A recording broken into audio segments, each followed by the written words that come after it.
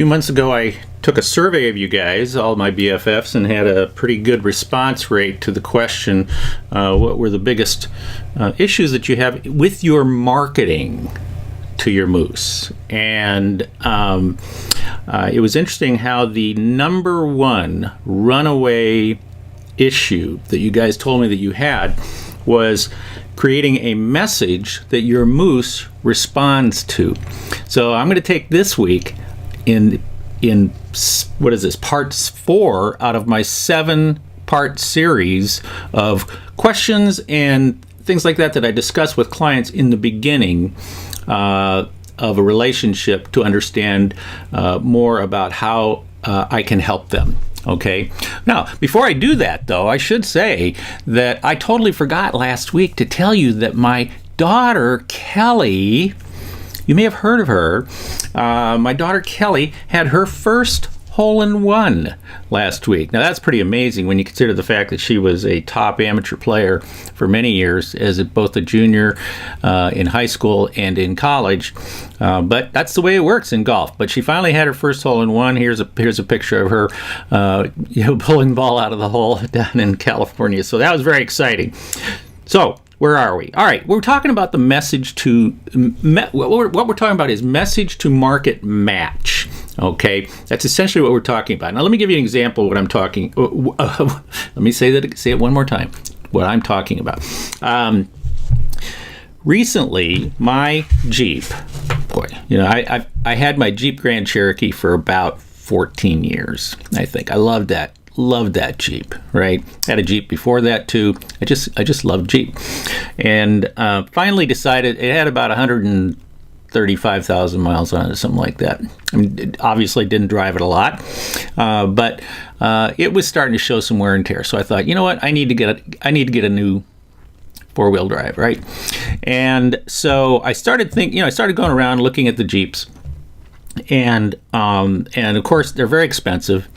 And then I started, it's in 14 years, and when you start to get a little bit older, you also get, hopefully you get a little bit wiser, right? And I started to realize, all those bells and whistles that I had on that car, I really didn't need all those bells and whistles. And as much as I love Jeep, the bottom line is that they really are not, the Jeep sells so well that they really don't need to wheel and deal with you.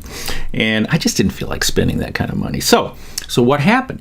Everything, it kind of opened up that now I had my eyes open for other opportunities, right? Or other types of cars, 4-wheel drives, SUVs that I would like to get. My smoking hot wife, Kay, kind of helped make the list of the stuff that we really wanted in the newer car. Obviously, the 14-year-old car did not have, say, the rear view camera for when you're backing up. So obviously we wanted that. Pretty much most of the cars have those now. But simple stuff just to make sure we had heated front seats and I don't know, access to Sirius XM, Bluetooth. I mean, all that stuff that a lot of it is pretty much standard, but you just want to make sure you get that stuff. So anyway, so in our minds, we kind of put together this list of what we were looking for, and then I just said, okay, we'll start to look around, right? And then, of course, all of a sudden, I start to see more and more ads for different types of cars and SUVs and things like that. Now that's because our brains work on a reticular activating center. Now, if you've never heard me talk about this before, think about this: that our brains are we are wired to be teleological, and what that essentially means is that we are hardwired to move in the direction of our current dominant thought. So when I have a conversation going on in my mind that is, I'm looking for a 4-wheel drive or all-wheel drive, car that is going to be comfortable, easy to drive for Kay and I, still good in the snow, still good in the mountains, on the trails, things like that. I mean, we don't do a lot of trail driving, but we do get into the snow. And so the question was, where are we going to find these, right? Well, guess what? They found us, because all of a sudden now my reticular activating center, which is now hardwired, that's somewhere in the brain here. I don't know if it's up front or wherever it is, but it starts looking for an answer to my solution. That's what it's doing. And as long as there were things out there that were projecting that answer to me, I was in an immediate need to get something, so I was looking for that. So you see, see what the deal is that marketing, the purpose of marketing, and you should write this down, you should put it on your desk somewhere where you see it every single day. The purpose of marketing is to be on the mind of the prospect when the prospect is ready to buy. Think about that for a second. Okay, we don't always know when the prospect is ready to buy. And essentially what we have is in a marketing, in our marketing campaigns or our marketing messages, the reason why we need to know about our moose, like I discussed in the last video, and if you haven't seen the first 3 videos, I'll put links in for you to go watch those, but make sure you do. But in the last video in particular, when I said we're hunting moose, if you haven't read my book, you need to go get my book. All right, and if you have read my book, you know I talk about moose. And the reason why we talk about moose in the forest is because that's the animal we're interested in. And the more we understand that moose, then the easier it is for us to communicate with them. So in terms of marketing, there are 3 things that I can do to communicate with people to help so that they will respond to my marketing messages easier. Number 1 is I can do things like I can go out and I can essentially pitch my product, which is the number 1 thing that most companies do. They just talk about their product. They pitch their product to the world, and hope that some of it sticks. Okay, and that's where we as marketers and sometimes advertisers, it's just all about us. That's what it is we talk about our product, our company, what our product does, and why we think we are so great. Okay, and that's what we do. So now, in that case, when you've got somebody like me who is now I am looking for a solution to a problem, or I'm looking for an answer to my question. I'm looking for an answer. That's what I'm looking for. And now that I'm looking for it, my mind is looking for is willing to accept the noise that is out there, and it goes out and it filters out all the noise, and it brings back just what I am particularly interested in, the message that comes to me. So when we are just pitching our products, essentially what we're looking for is that person the lightning bolt has come out of the sky, and they say, I need this right now. Now, out of all the moose that you can be going after, that's a small percentage. The ones that you're looking for right now, it's a small percentage, and I mean it's got to be less than 15%, right? So what you're doing is you're throwing crap against the wall, and you're hoping that some of it sticks, enough of it sticks to pay your bills and make a few bucks. Okay, but what you're betting on there is you're just betting on people who are looking to buy right now. Now, what do we do about people that are not ready to buy right now, but they're still our moose, and someday a lot of them probably will be in the market. So what we want to make sure of is that we are on their mind, right? That we are connecting with them. So when we say that we want people who respond to our marketing messages, what I think most of you are saying is we want people to buy our stuff when we send out something. And you're saying it's a marketing message when in fact it's not. It's just a pitch. And it's an advertisement where you're just saying, here's what I got, please buy.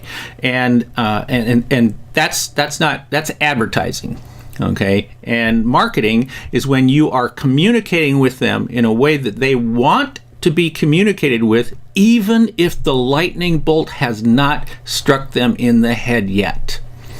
So the first way that we communicate with people is by simply pitching them. That's the first way. Most people stop right there. The second way we communicate with them is the better we know about our moose, the more we know about our moose, the deeper we understand our moose, we can talk to them about things that are useful and interesting to them. content marketing is the big phrase. The last couple of years has been one of the big buzz phrases. But this has been true for years, is that people have always been interested in things that are interesting to them. So you ask yourself, the more I know about my client, the more I know about my customers and my prospects, what are they looking for on a daily basis to be more successful, to grow their business, to cut costs, to save time, and how can I help them temporarily? How can I help them right now? Because that's what's going on in their mind right now. And then in a way, I am then now implanting my name with them, right? So it's kind of like orange. Right? I tell people all the time, with orange, I hit people with orange all the time, and I say to them, when you see the color orange somewhere, I want you to think of, okay, what can I see around here that I can steal? What ideas am I looking at that I can steal? Now, it doesn't hurt for that orange to also remind them of Steve Miller, right? Yeah. And so when the lightning bolt comes out of the sky, they're looking at orange. It reminds them of Uncopyable. If at that same time they now are thinking about, oh, you know what? I should probably get some help. I'm going to call Steve Miller. And that has worked many, many times. So, but in the meantime, I'm teaching people about how to be different. So what are you, because they want to be different. They want to be able to compete, in a marketplace where sameness rules. And people do not buy from you because you're similar to the competition. They buy from you because you are different from the competition. So number 2 is, what information can you share with them that you can start to plant the seeds of who you are and to keep your name on the top of their mind? But it's useful and it's interesting. And then what you can also do periodically is throw something in that says, hey, if you ever have this issue, if you ever have this problem, or you have this question you'd like an answer to, give us a call. We're the ones. And that's what happens. So, like, for example, with the new car, once I started, Kay and I started really looking around, well, then all of a sudden it started to narrow down. It started to narrow down into the types of cars that, when we did our research and we started looking around, and we ended up getting a Mazda, what is it, a CX-5 or something? I think it's a CX-5 is what it's called. Mazda CX-5, and it's a great little car, and we're very happy with that.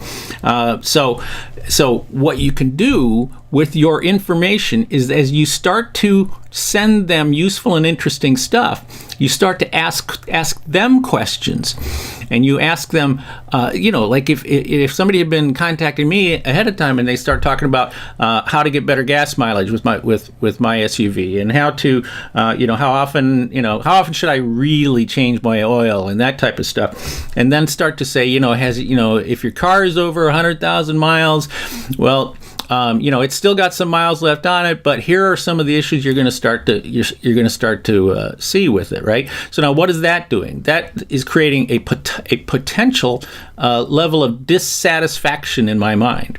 And the moment I start to become dissatisfied with my current situation, the moment I become dissatisfied, now all of a sudden I start to think about alternatives, and I start thinking about options.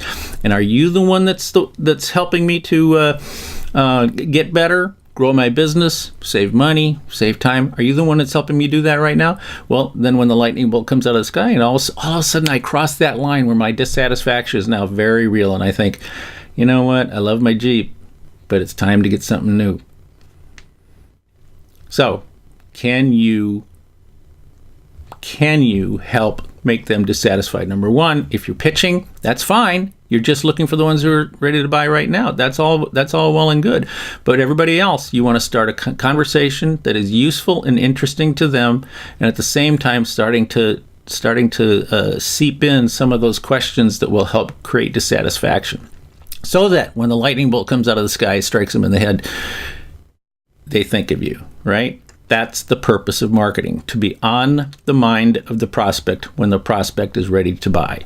A little longer message this week, but it's really important to match that message to your market, to your moose, right? This is Steve Miller. better known as Kelly's Data Marketing Gunsling. I'll be back again next week with, I guess, number 5 out of my 7 questions series. In the meantime, always remember, be uncopyable. See ya.